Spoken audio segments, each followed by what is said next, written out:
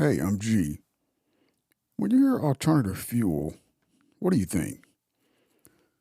A Tesla charging station, E85 ethanol at the gas pump, maybe a bus running on hydrogen. You're right on all accounts. Alternative fuel isn't one single thing. It's a category for any energy source that isn't traditional petroleum based gasoline or diesel. This includes electricity for batteries, hydrogen, natural gas, propane, biofuels made from plants, and more. The central question we're exploring today isn't, is alternative fuel good? That's a debate for another time. The question for us is, how does a society built over a century on one specific type of fuel even begin to think about switching? It's like asking a giant to learn to walk on his hands. It's a colossal re-engineering of our economy, our infrastructure, and even our daily habits. So let's break down the mechanics of that process.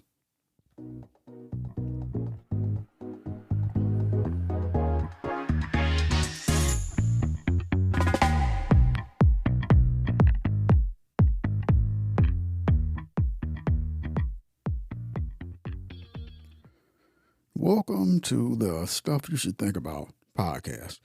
I answer everyday questions about the phenomena and objects around you in quick, bite-sized episodes. I'll go get the answers because you don't have time to, and I bring them back in a way you can listen to on your break, on your way to work, on your way home, while you're cooking dinner, or any little bit of free time you've got. All right, let's get into it. Just a quick heads up before we dive into the deep end on this one. Today, we're talking about alternative fuels, a massive, complicated topic filled with engineers, economists, and politicians who have dedicated their lives to it.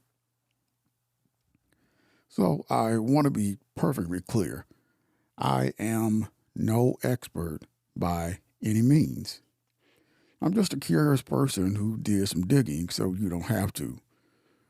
My goal here isn't to tell you what car to buy or what energy policy to support.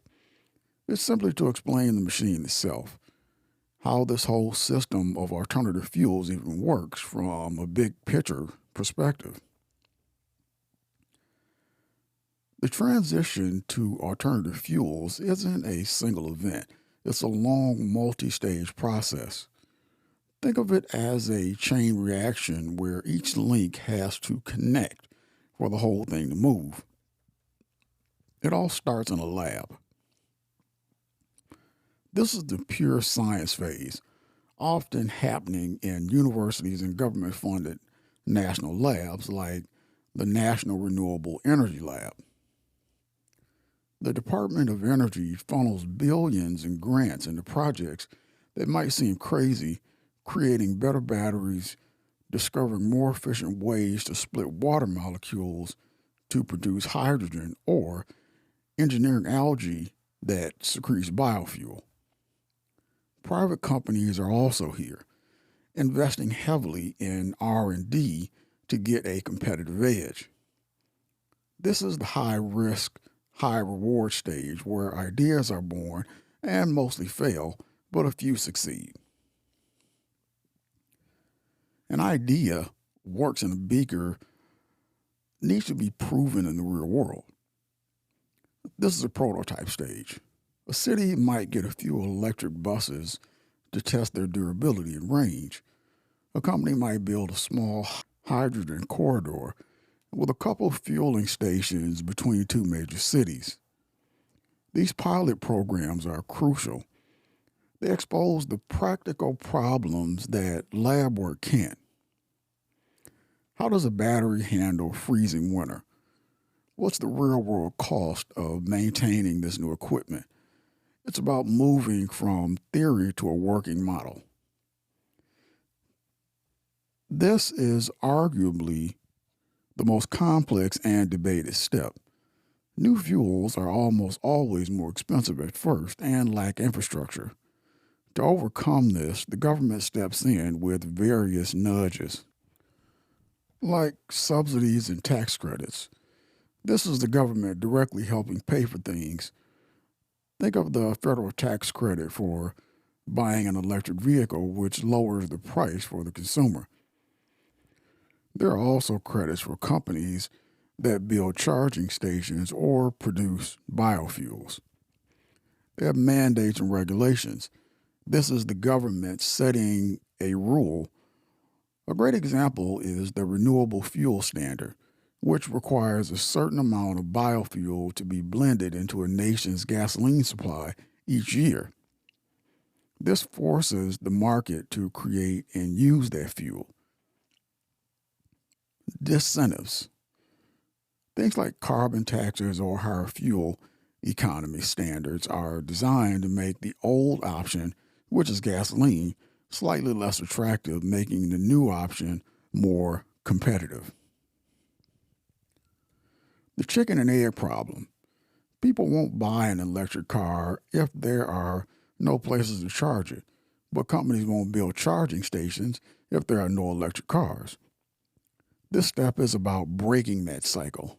It involves private companies spending billions to build a nationwide network of charging points, hydrogen stations, or pipelines for biofuels. This can only happen at scale. After step 3, which is the policy, it creates enough demand and confidence for investors to take the risk. Mass adoption is the tipping point where alternative fuel becomes mainstream. It's when the cost is comparable to gasoline, the infrastructure is reliable and convenient, and the technology is proven and trusted.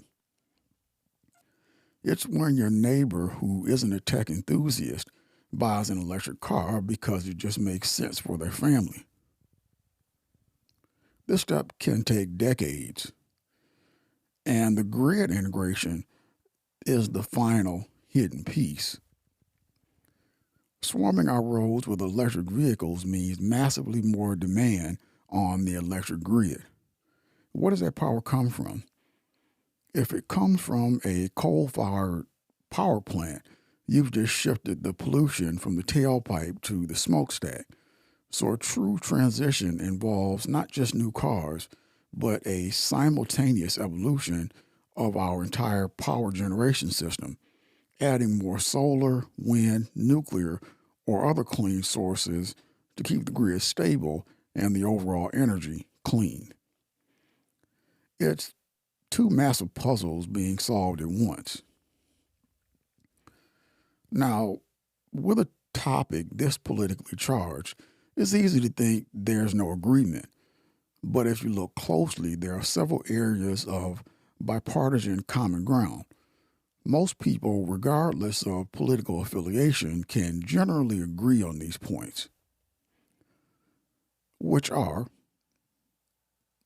one being energy independence, reducing reliance on foreign oil, especially from volatile regions of the world, is a national security and economic goal that has a broad support. Being in control of our own energy destiny is a powerful idea. Economic opportunity and leadership. There's a widespread desire for the country to be one that invents, builds, and exports the next generation of energy technology because it's about jobs, innovation, and global economic leadership. Another one is the clean air and public health. Even setting aside the climate debate, almost everyone agrees that reducing pollutants like smog, soot, and particulate matter from tailpipes is a good thing. It means fewer asthma cases and better health outcomes, especially in dense urban areas. Grid reliability and stability. We all want the lights to stay on and our cars to run. Ensuring the power grid is resilient, affordable, and reliable is a universally shared goal. even if there are disagreements on how to achieve it. The push for alternative fuels isn't just happening in a vacuum. It's shaped by our nation's legal and historical framework. The modern alternative fuel movement was born from the oil crisis of the 1970s. When OPEC placed an embargo on oil, gas prices skyrocketed, lines at the gas station stretched for blocks, and the nation felt a profound sense of vulnerability. It was a collective shock that made politicians and citizens realize that a total dependence on one energy source was a strategic weakness. That moment planted the seed for every conversation we're having today. The legal system plays a huge role in determining who gets to make these rules. A landmark case here in Massachusetts versus EPA from 2007. In a nutshell, the state of Massachusetts sued the Environmental Protection Agency, arguing that the agency was required by the Clean Air Act to regulate carbon dioxide and other greenhouse gases as pollutants. The EPA argued it didn't have the authority. The Supreme Court disagreed, ruling in a 5-4 decision that the EPA did have the authority and must regulate these gases if they were found to endanger public health. This single decision fundamentally reshaped the legal landscape for climate and energy policy, opening the door for many of the fuel efficient standards and regulations we see today. It was a Supreme Court ruling that affirmed the government's role in steering the energy transition. You might be wondering, what does free speech have to do with energy? Well, everything. The entire debate surrounding alternative fuels, the arguments, the protests, the lobbying, the advertising, is protected by the First Amendment. Groups protesting a new pipeline or advocating for more bike lanes are engaging in protected speech and petition. The First Amendment creates a robust marketplace of ideas where different viewpoints can compete. Energy companies, environmental groups, and startups can all make their case to the public and to lawmakers. This open debate, however messy and loud it gets, is how a democracy sifts through complex problems and decides on a course of action. Following Supreme Court precedents, corporations can spend money to advertise their products on their political viewpoints.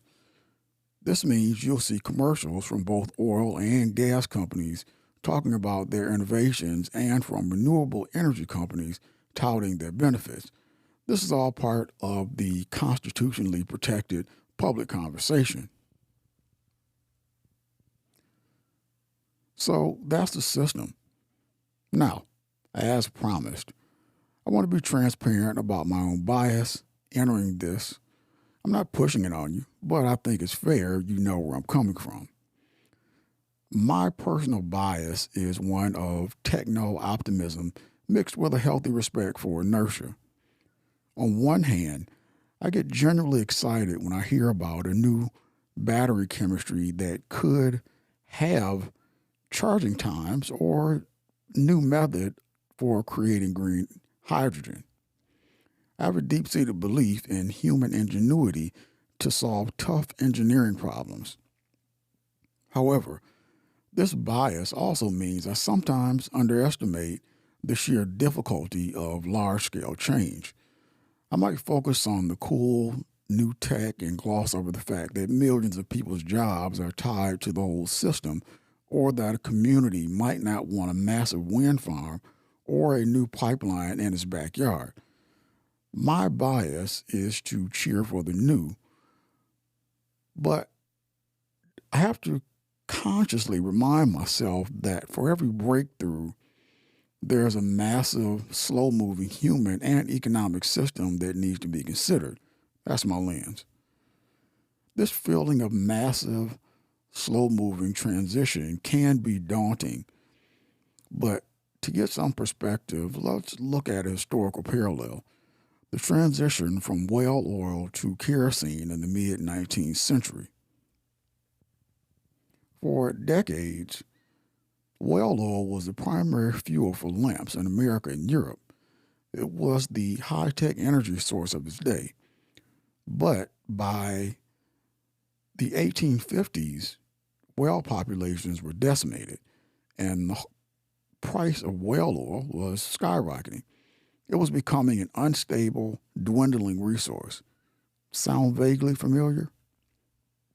Then a new technology emerged, a process to distill kerosene from rock oil, petroleum. People were skeptical. They called it snake oil. Drilling for oil in the ground of Pennsylvania seemed like a bizarre, risky gamble. But kerosene was cheaper and more abundant than whale oil. This led to a furious period of innovation. Investors poured money into drilling rigs, refineries were built, and new infrastructure of rail cars and pipelines was created to move this new fuel across the country. Within a few decades, kerosene had completely replaced whale oil for lighting, and the world had been transformed. The parallels are striking. A primary resource becoming scarce, a new but unproven technology emerging, a massive infrastructure build out, and a complete reshaping of the economy. It shows that while these transitions feel impossible when you're in the middle of them, we've done it before. The energy system isn't a single path. It's a bunch of different paths, all leading toward the same general goal: a more resilient, cleaner, and secure energy system. Let's look at a few competing solutions without picking a winner. The electrical path is the path we're arguably furthest down. The focus is on making everything run on electricity: cars, homes, industries.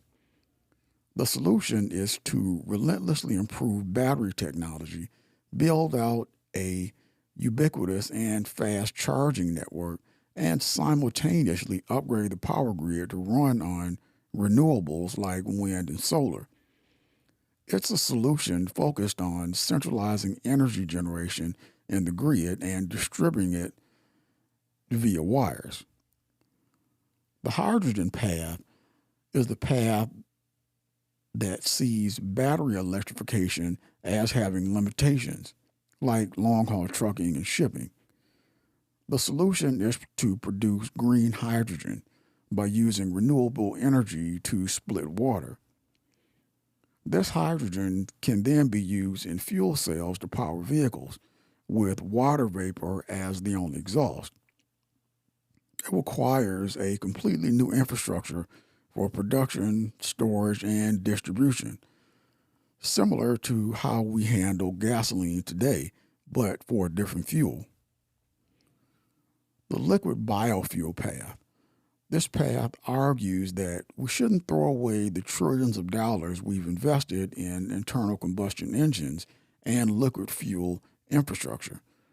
The solution is to create carbon neutral drop in fuels from organic matter, which are biofuels, or by synthesizing them using captured carbon and green hydrogen, e fuels. These fuels could work in our existing cars and gas stations, solving the infrastructure problem but creating a new challenge in sustainably producing the fuel itself. The conservation and efficiency path. This is often the forgotten solution. It argues that the cleanest unit of energy is the one you don't see. Instead of just focusing on new fuels, this path emphasizes drastically reducing demand. The solutions are things like building walkable cities with excellent public transit, mandating hyper efficient vehicles and appliances, and changing building codes so new homes use a fraction of the energy they do now. This path isn't about a new fuel source, but about fundamentally rethinking our relationship with energy consumption. None of these are mutually exclusive, and our final system will probably be a mix of all of them, but they represent fundamentally different philosophies on how to solve the same core problem. So, what is there to think about when it comes to alternative fuel? It's not a simple switch, it's a multi stage, long term system involving research, policy, infrastructure, and mass adoption. This system operates within a legal framework shaped by history and Supreme Court decisions, and the entire process is fueled by the First Amendment's guarantee of open and often loud debate. While the political arguments are fierce, there is a common ground in the desire for energy independence, economic leadership, and better public health. And if history is any guide, like our transition away from whale oil, these massive shifts are possible, even if they feel impossibly complex in the moment. The key takeaway is that there's no single magic bullet, but a tool of potential solutions, each with its own set of challenges and opportunities. Well, that's it for this episode of The Stuff You Should Think About. A huge thank you for listening, and if you found this helpful, hit that subscribe button so you don't miss future episodes. Download and leave a comment about your thoughts on this episode or phenomena or object you would like discussed in future episodes on whatever platform you listen to this podcast. Until next time, stay curious. Stuff you should think about with G. All words reserved. This podcast is for informational purposes only. Statements are based on current scientific understanding, historical records, and public policy.